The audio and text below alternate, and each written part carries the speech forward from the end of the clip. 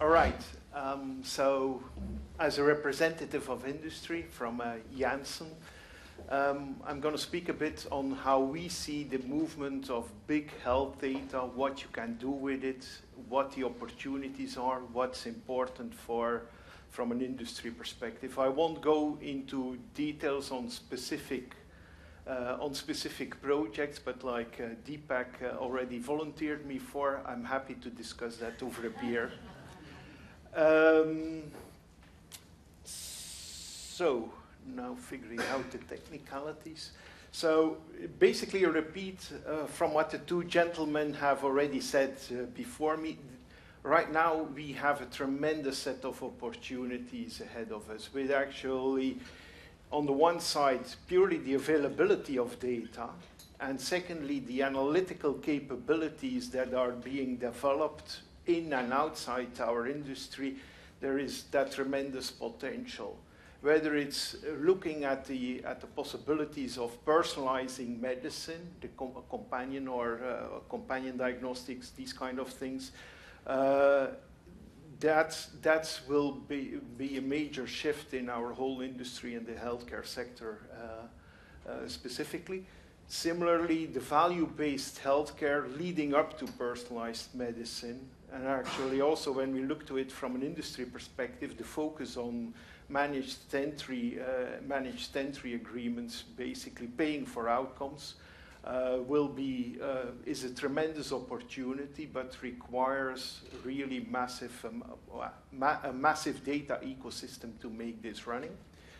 Similarly to what actually Deepak said, from an industry perspective, the ability to optimize our clinical trials, whether it's the placement of clinical trials, it's the execution, or actually the generation of the results, the analysis itself, is a tremendous opportunity. It's from an industry, from a pharma industry, where actually the whole clinical development is really the most resource-intensive aspect of our whole chain of events. So any optimization we can do there is resulting in significant savings.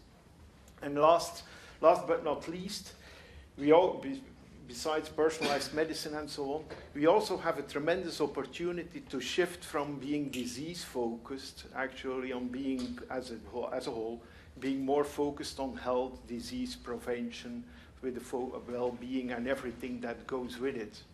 Of course, there are, at the same time, the challenges that we're all being confronted with. Not the least is purely the way that currently healthcare is being organized. So it's quite fragmented. Change is difficult to achieve, as Peter also explained with his case on getting reimbursement for diagnostic tests. We have a complex legal and regulatory landscape, especially if you're at that innovative side. It's quite difficult to get to know what is now exactly the case, what is applicable in terms of legislation or regulations. And it's even more difficult, of course, to influence that. And then we get to the more pragmatic challenges. The clinic, from a clinical perspective, having worked on several projects to try to integrate different distinct data sets, even if they are in the same disease area, it's a hell of a job. The semantics, the plethora of standards and so on that we have make it quite challenging. Equally so, the data quality. So when we're looking at real-world big data, typically we're not dealing necessarily with very high-quality data. So you must be able to take that into account. And obviously, there are also technical challenges. Things are not standing still. So from a pharma perspective, where are now the biggest opportunities? So here is a study from McKinsey, basically looking at from an advanced analytics perspective, what are the areas that can contribute the most for pharma industry? So over the short horizon, that's the light blue, you see that actually there is a certain potential in research and early development, but the vast benefit that can be achieved is probably yet another 5 to 10 years out. If you look to development, regulatory, and safety, that has right now that has a significant potential already at this stage, and that specific potential is predominantly related to clinical development, to clinical trials. Manufacturing and supply chain offer not that much of an opportunity, also because from a cost perspective, manufacturing and supply chain are relatively small elements in a pharma company. At the same time, market access and the commercialization and everything that goes after it, it has also at this moment, but also overall, the biggest potential. So, and this, when we're looking to the current opportunity, this speaks then predominantly to the use of real-world data in support of market access. So the other thing is that in Europe, we do have quite a big number of projects, as you are all aware of. Here is just a very small subset, because I would otherwise probably need like 5 slides or so, to represent a sample of different projects that are taking place. So if I try to to categorize them a bit, and so on the one hand you have the ones focusing on I call it infrastructure, basically laying the foundation. So that is, for instance, a project like ETRIX, which established translational informatics infrastructure. You have EOSC focusing on cancer, EMIF that was mentioned by Deepak, and now the upcoming Eden project, and also something like AEGLE. It fits into that structure on actually seeing and exploring how you can build and deploy an infrastructure. There are the disease-specific projects, and there is a tremendous amount of those here. So I've mentioned a couple of ones where I'm familiar with. Big Data at Heart, obviously focusing on cardiovascular elements. DPUK, Dementia Platform, big Dementia Platform, Dementia Initiative in the UK. ENCR, eRare, focusing obviously on rare disease. At the same time, there are those country-based initiatives, and these typically go with a lot of resourcing, a lot of focus. So you have the initiative in Germany. It's split into four groups, actually, combining the data from multiple academic hospitals. You have the initiative in Switzerland. You have similar initiatives here starting up in the Netherlands, and you also in Denmark. There's also quite a bit of focus on the inclusion of digital health tools. So again, there are a couple of examples. Focus on clinical research, enabling new ways for clinical trials. So EHR4CR is mentioned there. Actually, Adapt Smart could have also fitted it in that category. A tremendous amount of initiatives focusing on omics, and I call it, I've used the broad term here, multidimensional data. And last but not least, there are also the ones which are specifically looking for patient empowerment, patient engagement. So whether it's with the focus on collecting patient-reported outcomes, or or offering the ability for patient education, transparency for medical files, and so on. There are also a number of initiatives in that area. Now, coming back to the real world data, this is a bit the central challenge that we have from a pharma perspective. So if we're overall, you know that the life cycle for a compound to bring that onto the market is quite long. So typically it's in the range of about 10 years. We're generating upfront, we're doing our discovery, and we're actually as we are progressing, we are generating our own data, well, through clinical trials, but that's indeed on a very small subset of the population. The real data becomes only available once the product is launched, but typically we don't get those data, or it's very difficult to get access to those data. But that actually shows how the product is working in the real world. So the vast majority of data we don't have access to. But the real world data itself cannot only be used for actually those latter phases post-launch. There is also a tremendous opportunity of real world data at the earlier stages, whether it's just to understand the disease burden, or just understanding what the opportunity is of in a particular disease area. That's information which is embedded in real world data, which is very valuable, but comes at a very, very early stage in our pipeline. And then actually, as I've mentioned, you have the different activities in the launch and post-launch to monitor the effectiveness and health economics for the compounds. So this is just another way of representing some of the potential areas where we can use those real world data. So if we're looking at the discovery side, it's on the one hand for the biomarker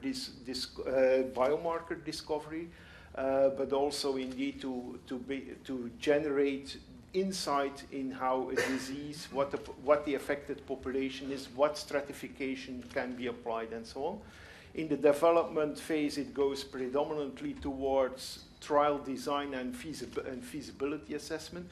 So when you were asking about how, or well, sometimes you're using very weird criteria actually in defining your clinical trials. That's indeed one of the things we're trying to address through the access to real-world data, because then we do know that indeed by basically including or excluding certain criteria, that we significantly increase our potential to recruit the number of patients in the amount that we need. And then we obviously have the typical launch and post-launch activities of use of real-world data, whether it's those analysis of treatment pathways, but also really collecting and being able to address ongoing questions from regulators, HTA bodies, and so on. Now, this is a slide, I think, that illustrates a bit the importance of big data and the associated analytics in pharma. So a couple of headlines. So as an example here, this is only a couple of, I think, 1 or 2 months old. So Flatiron Health is a specific oncology startup in the US who's working with different oncology centers.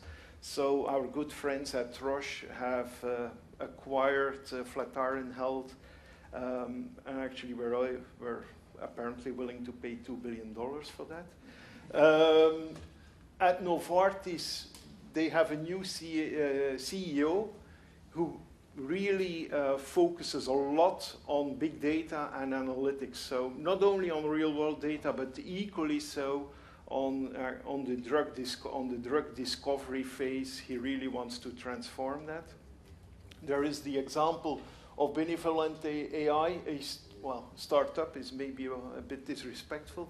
It's a company based in London who actually, via machine learning and so on, tries to identify new compounds for identified diseases. This is, I think, one of the best funded companies in that area. And as an example, you also have here the example of Verily, which is entering the health insurance market. Amazon, the well-known Amazon, is doing something similar with Berkshire Hathaway and Walmart. But Verily is a spin-off, is a sister company of Google. So also the big tech companies are getting their way into the life sciences healthcare industry. Now a couple of potentials of big data, and I would do a bit disfavor to Peter, I think, by showing here some of these examples. But so this is very similar, treatment pathways analysis being performed by Jensen and Brunak in Denmark, who mined purely EHR records of the Danish population, 7 million subjects in total, and basically shows the typical sequence and the different pathways that there are possible around certain disease clusters. Something similar, although different, the work led by Professor Hripchak at Columbia University, and what this does is also quite, at the end of the day, quite simple. They just have a high or a huge volume of data, so federated analysis on 250 million subjects, looking at what the treatment lines are for different diseases. So as an example there, we have like type 2 diabetes mellitus. So this is looking at 3 distinct databases. So the first one is US-based, the second one is a UK primary care database, and this is a Japanese database. And so, for instance, you see that although here in the US sorry, one more word of explanation. The inner circle is like the first line therapy. Second line is then obviously second line therapy, and the third circle is then third line, and so further on. So you see that, for instance, with diabetes, you have quite a high consistency. So the predominant first line treatment is metformin, with the exception of Japan, where there are apparently some genetic factors coming into play that disfavor a bit metformin, but that's probably more your area. Equally so, when you look at hypertension, you see more of a diversity. But when you, for instance, look at depression, you see a tremendous amount in variability in how depression is being treated. Again, at the end of the day, a relatively simple analysis, but just you need 250 million subjects. Something more simple, actually, what I did last week. So just to show you the power, looking at the primary care database, and we have BMI. We have, for instance, BMI data in that database. When I take and the data, when you really look at it, they are all over the place. So it's not really clean data. It's real world data. So you have wrong values, or very weird values, lots of nulls and so on in there. When I take when I take a limited subset of those samples, I get a very irregular pattern. Now, when I basically go, as soon as I get into the millions of data points, I see a lot of, I see the entire seasonality popping up in that BMI profile. Just showing what capability is if you are able to increase data volume, irrespective of data quality. Now. It's one thing to be innovative and to participate in projects and so on, but it's yet another and an even bigger challenge on building like a sustainable business or a sustainable model out of it. So you might know this cartoon. It's the Valley of Death. So on the one hand, as long as you're there, you're happy, you're researching, and you invent all these nice things, but bringing it into practice and having a sustainable business is the big challenge. So what are the major factors? Well, first of all, there is the obvious thing about the technology. Although a lot of us will claim, well, it's not about technology. At the end of the day, it's largely technology driven, so you need to take into account. There is a tremendous amount of different technical platforms, and there are some mentioned here. you have the whole emergence of machine learning, and for the people who are familiar with it, what is today's hot topic is 1 year or even half year from now almost redundant. Equally so, what is a challenge to visualize today, or if you want to have advanced visualizations, you might have developers spending weeks or months on developing a visualization today, where basically a couple of months from now, somebody with a very good idea develops a very simplified version of that is for grabs. And at the same time, you have all the other technology elements that come into play. So whether it's blockchain or whether it's distributed analytics, they have the potential of being very disruptive to whatever you actually engage in. In terms of the data quality and integration, something close to my heart as I'm often being confronted with it. So one of the core elements is that the data is very fragmented. So when you get a particular real-world data set, it's all, you have to understand the scope. For you as an individual researcher working with a particular data set, you have that information, but it's a lot more challenging when you're dealing with hundreds of data sets and you don't always have that intrinsic knowledge. You also, it will be no surprise that a lot of the data contains a lot of unstructured information. That's often where the real value is. So obtaining that structure and obtaining that knowledge out of it is a major challenge. Very often we're actually missing the unique and single identifier. In some cases, like in the Nordics, that's being handled and that's perfect. In other cases, it's not even, like in the US, it's not even allowed to have like a master patient or a patient master index. Equally so, we have the proliferation of data standards. I often think that everybody needs to have his own standard, but and we have the more mundane challenges. That one thing, for instance, is that very often we don't record the absence of something, while the explicit notation of being something absent is sometimes quite relevant.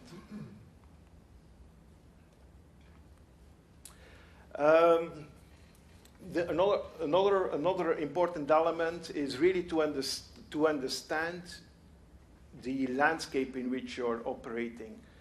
So the healthcare sector, and also from a pharma perspective, sometimes, well, we know who are our competitors, but sometimes we don't really know in its entirety. And equally so, if you're looking to innovative ideas, so who are your competitors today might be your collaborators or co-creators today.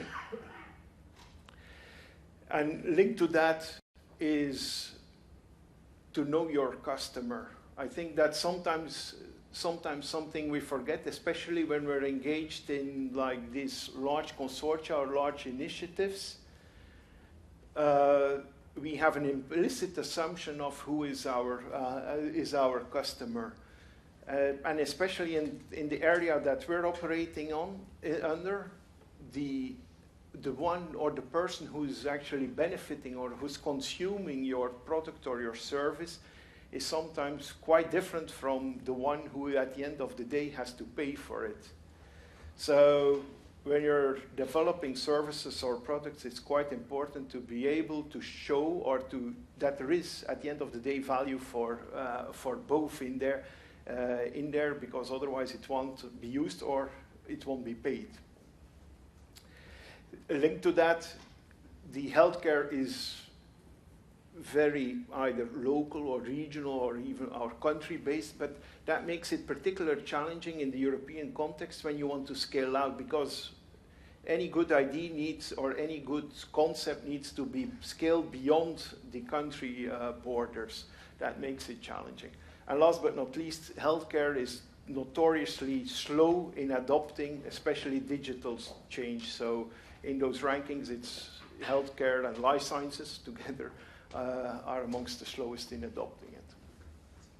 And then we also have, I think what has been mentioned already before, the legal and regulatory landscape.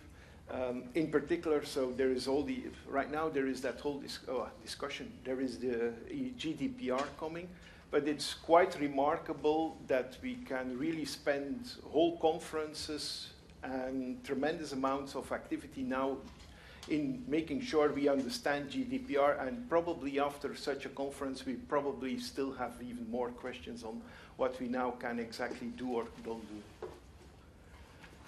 In summary, I think looking at projects like AEGLE or like any other is the real tremendous focus that there needs to be on the sustainability. And sustainability starts with day one that such a project is started. Related to that, to avoid that valley of death, I think it's important that any project you really, really need to focus on actual benefit to society, benefit to your customers as soon as possible in the life cycle. Same time, really look at the possibility of having other organizational constructs than what you typically are used to. Consider what your competitors are today and see how you can make them collaborators, and maybe possibly the inverse, but never mind. Focus on robust technical architectures. Very often there is tremendous shortcuts are being made in setting up a technical proof of concept that then afterwards has to be completely redeveloped.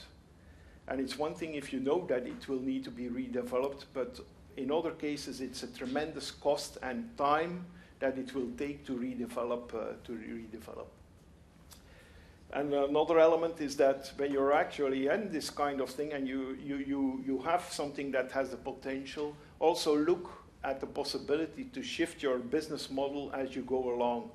So because you will need to have funding to scale things up. And you might need, for instance, to shift from a service-based model where you can generate a certain revenue stream into then an application-oriented business model. And most of all, your business model needs to be scalable. So that was it.